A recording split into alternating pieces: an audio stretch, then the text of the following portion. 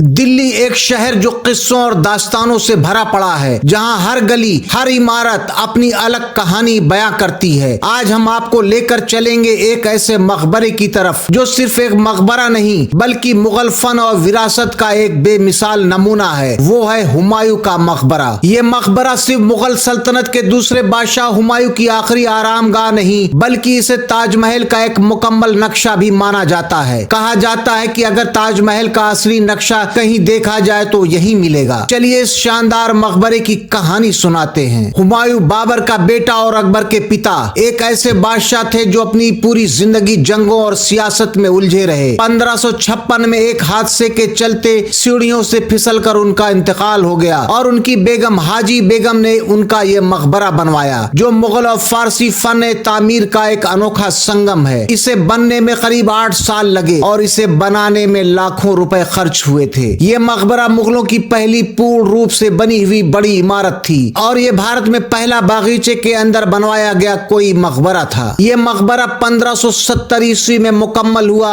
और ये पहला ऐसा मकबरा था जिसमें दोहरे गुंबद की संरचना थी। इसका नक्शा फारसी वास्तुकार मिराक मिर्जा गयास ने तैयार किया था, जिसमें फारसी और हिंदू शैली का एक अनूठा संगम है। इस मकबरे की निर्माण शैली ने बाद में आने वाली मुगल वास्तुकला पर गहरा प्रभाव डाला। कहा जाता है कि इसको देखकर ही शाहजहां ने ताजमहल बनाने की प्रेरणा ली थी। अगर आप यहाँ पर आए तो सबसे पहले जो चीज आपको महसूस होगी वो है इसका 4 बाग, 4 हिस्सों में बटा एक मुगल बाग जो कुरान में बयां जन्नत के बाग की एक मिसाल है। पानी के झरने, पूरी तरह से समरूप डिजाइन और हरे भरे पेड़ इस मकबरे की शान को और बढ़ाते हैं। ये बाग भारत में अपनी तरह का पहला मुगल गार्डन था जिसे बाद में और मुगल स्मारकों में अपनाया गया। इस मकबरे की एक और खासियत ये है कि ये सिर्फ एक मकबरा नहीं बल्कि ये मकबरों का मकबरा है। यहाँ हुमायूं के अलावा उनके खानदान के 150 से ज्यादा मुगल शहजादों और महिलाओं की कब्रें हैं। इन्हीं वजह से ये जगह मुगल सल्तनत के लिए बेहद अहम स्थान बन गई। अगर आप इस मकबरे के अंदर देखें तो ये मुगल फन तामीर का एक अजीम नमूना है। यहाँ की रोशनदान जाली का काम सिर्फ एक डिजाइन नहीं बल्कि एक वैज्ञानिक करिश्मा भी है जो यहाँ की रोशनी और हवा के बहाव को संतुलित रखता है। ये है हुमायूं की असली आरामगाह, एक सफेद संगमरमर की कब्र जो एक ऐसे बादशाह की याद दिलाती है जिन्हें उनकी जिंदगी में उतना सुकून नहीं मिला जितना उनकी आखिरी आरामगाह में मिला। इस मकबरे के एक अहम पहलू ये है कि ये मुगल फन तामीर की शुरुआत का प्रतीक है। हुमायूं के मकबरे की तामीर ने ताजमहल के नक्शे कदम तय किए। इस मकबरे का बावर्ची खाना, मस्जिद और मेहमान खाना भी मुगल शान का एक बड़ा हिस्सा है जो आज भी यहाँ आने वालों को इतिहास का एहसास कराता है। इस मकबरे की दीवारों पर लिखी कुरान की आयतें और फारसी लिखावट मुगल सल्तनत की धार्मिक और सांस्कृतिक झलक पेश करती है। हर नक्श, हर लिखावट अपने आप में एक कहानी बयान करती है। अगर आप दिल्ली की सैर पे आना चाहते हैं तो आप एक बार मुगल बादशाह हुमायूं का मकबरा जरूर देखिए। यहाँ पर इस मकबरे के अलावा भी तमाम इमारतें और कब्रें आपको देखने को मिल जाएंगी। दोस्तों, उम्मीद है कि आपको हमारा ये वीडियो और जानकारी पसंद आई होगी। अगर आपको हमारा ये वीडियो पसंद आया तो आप हमारे चैनल को लाइक कीजिए, सब्सक्राइब कीजिए और इसी तरह के वीडियोस को देखने के लिए हमारे साथ जुड़े रहिए। मिलते हैं किसी नई जगह कुछ नई चीजों के साथ। तब तक के लिए जय हिंद, जय भारत।